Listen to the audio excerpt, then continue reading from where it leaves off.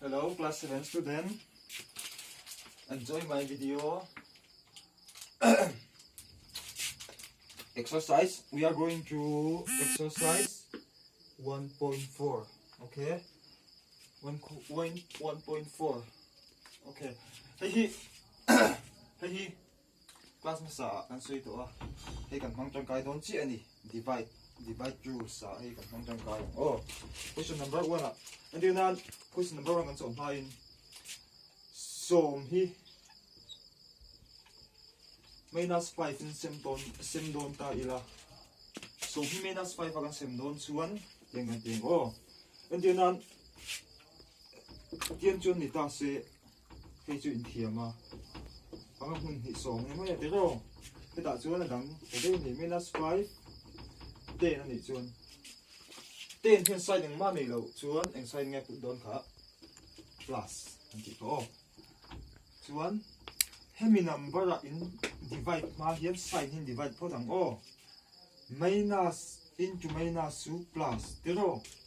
Anti na tu na helai nang o. Minus into plus ni ta se minus into plus ni ta se ta minus so fe don minus into plus su minus so fe dikhai lo te ro. Minus into minus a chuan minus into minus plus ta chi a chuan pang hun ni chu so answer ka ngo minus 2 ha ani hang te kha lan ni kan zero chu ani tu na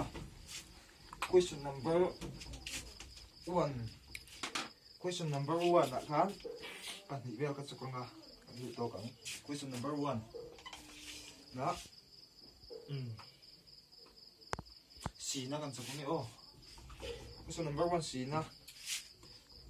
minus 36 inside bracket divided by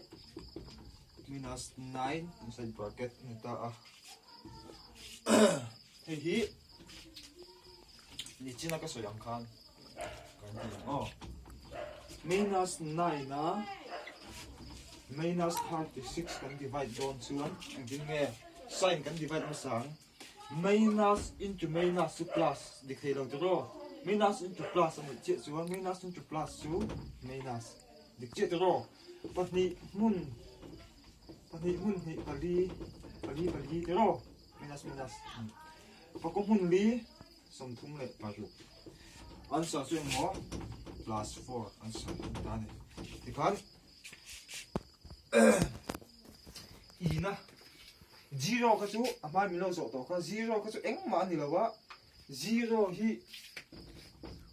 12 pon sem ta ula 0 thau 12 le 0 bel ta ula 12 eng ma ni lo sema chuan 0 ve ka chu kong o si na kan chok zawa ina kan chok ina kan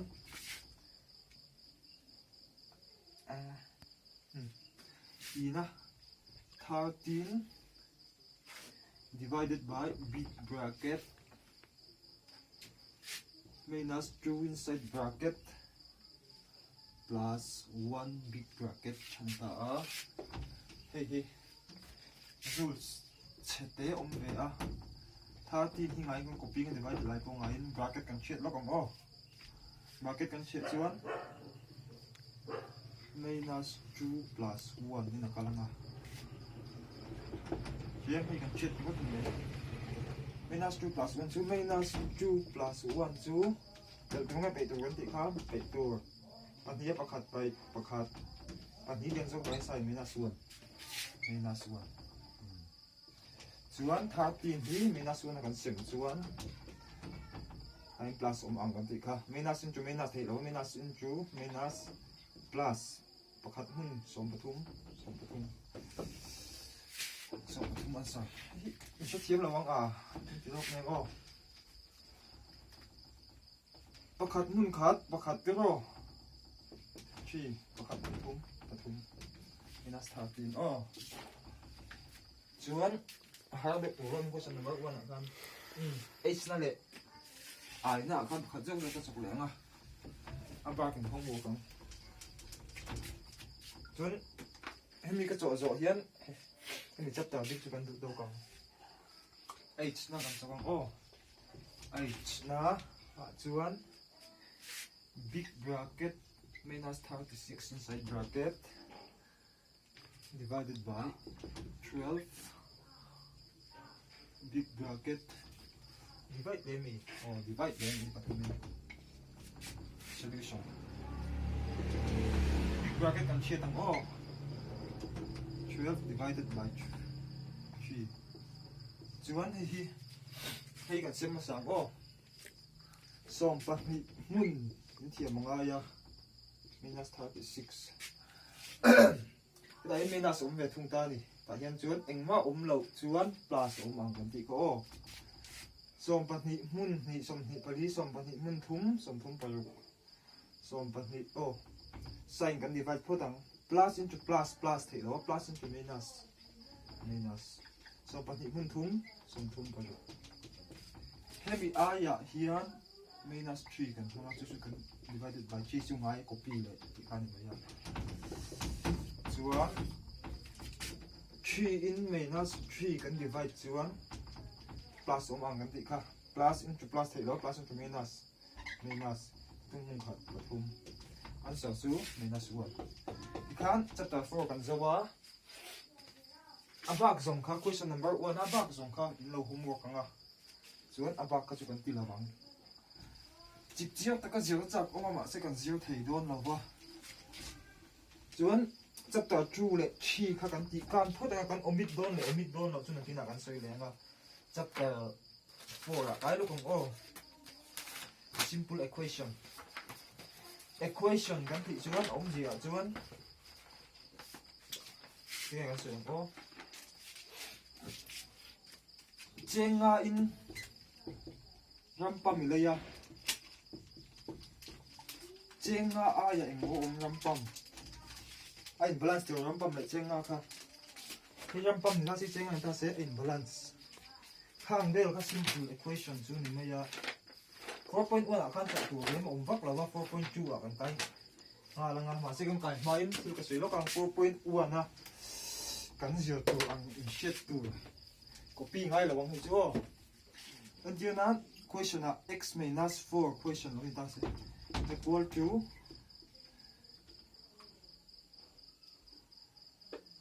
chi de lo ta se x equal to 3 4 equal to hunga in son anga equal to hunga in son chuan minus ka plus lo ni to ang kha je ta ngai o equal to hunga in son chuan antina tuna 3 x minus 4 po ni se x equal to hunga in son chuan he chu 3 ngai equal to hunga in son chuan plus na ka tong ni kuma kan zero to in chia so if you to lo bang o x equal to 4 5 6 7 7 answer ni kha equation simple equation kan ti chu ni ya 4.1 a ka chu sok cho tu le om bak lo wa 4.2 kan tong ha langa exercise 4.2 exercise 4.2 a kan pakhat na ka tok sinang o pakhat na e na x minus 1 equal to 0 all khop le he ji solution a x minus 1 equal to 0 and zone x equal to hunga in son chuan 1 kha minus kha plus ang to nga 1 x1 and mod 1 answer g na ka chu ka ba homework question number 1 g na kan ting ka zo che pa y plus 4 equal to 4 oh y equal solution y equal to y plus 4 equal to 4 y equal to 4 ngai copy a hi kan son page 1 plus minus ang ito 4 to 4 by 0 engpo in ang line ang page 0 ni question number 1 kan zo about homework o question number 2 question number 2 ở lại ha lang ada dang de na kai question number 2 a e na enge 3l equal to 42 3l equal to 42 ai ta ka hi chu ama ka chuan 8 le minus 8 le subtract ani mai hi chu question number 2 chuan divide ani to don ni 3l equal to 42 ni chuan hi takhi ka reng side ma lo 3l ani top mai hi ti lo ni chuan l equal to 42 divided by 3 ani ang chian tu ka en non sek video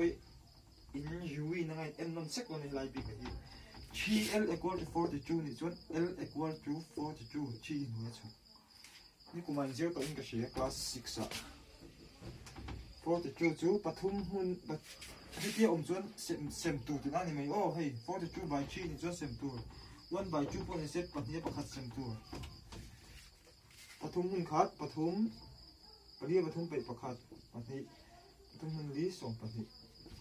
an sa chu mo l equal to 14 an sa sa này có chỗ ắng kháng biểu tôi con dùng nữa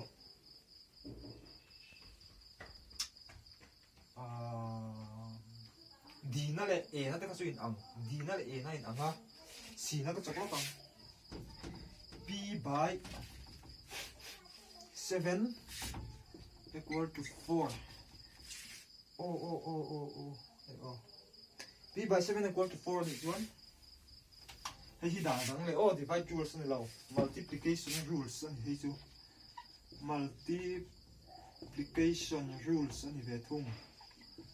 multiplication rules này về thùng á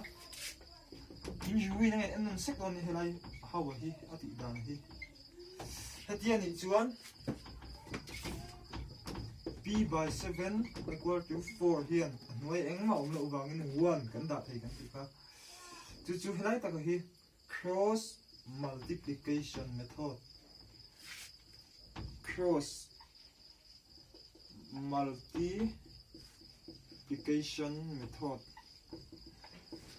cross multiplication method kan mangang p le 1 kan pun ti rang equal to ngai kan copy nga 7 le 4 cross way in cross zonga helai a cross zonga pun ti ani mai across zonga puntir ti nani chu akokal zonga puntir chuan 7 le 4 kan puntir le ma pi hun khat chu pani hun khat pani pathum hun khat pathum marker hun khat chu marker ni mai pi hun khat pi pasal hun li 28 akha ani mai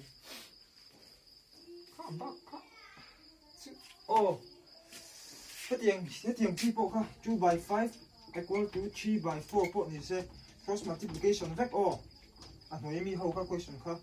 hình hậu hi cross multiplication vec tiền nên hết bằng vec chỉ xét tu thì khán thủ tốt mấy anh cuối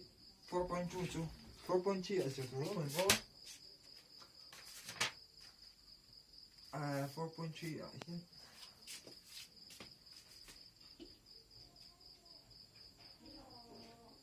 4.3 bật nhị nó khá giảm in lại căn tì nó bạc khá chú căn tì lại căn nó bị xung dâm đơn nha giảm in tan chuan 4.3 bật hùm nó bật nhị nó căn tì căn đủ tốc đúng bật hùm nó problem bật nhị về căn chọc nó căn đủ tốc đúng 4.3 căn in cái dấu chép xịa 4.3 bật nhị nó chú em có question khác chú into x plus 4 equal to 12 solution 2 into x plus 4 equal to 12 and it's 1 hey pui một lại là kia sẽ là pui một tu bracket thì cần chết phát đằng một mass rule một mass in study rule mà in ta tổ ha một mass rule b bracket thì chết từ chuan 2 into x 2 into 4 but in x in pun tia rang na basic tak tak ending but ni mun x kan tia plus hi ngai kan copy nga but ni mun li kan equal to 12 zero chuan pahnih hun x chu 2x plus ngai copy pahnih hun li pariat exercise 4.2 akan zero ang chi mai yon su aron ni tan ha kami ang che chok kan le to mai 2x equal to 12 ngai copy a 8 hi ko chu hungan son son minus 8 2x equal to som pahnia pariat pai nghe pali chuan hi 4.2 kan zero bok kha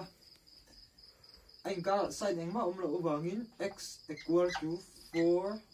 by hi nghe chunga 2 sem chuan pali hi pahnia kan sem chuan pahni hun hi pali answer chu x equal to 2 answer hin ta ni ha de tu lo ng o pahni na kan F nothing ka o pahni na kan F nothing homework G le H ka chu ini exam to Sambarok. o du tok ma yang F thing ka homework file la lian don em ai chuan 4.3 nakina du le kan na shoot non le don ne kan zero lo ho hi kan zero chin ka homework kan chu question number 2 F thing homework kan chu o thank you class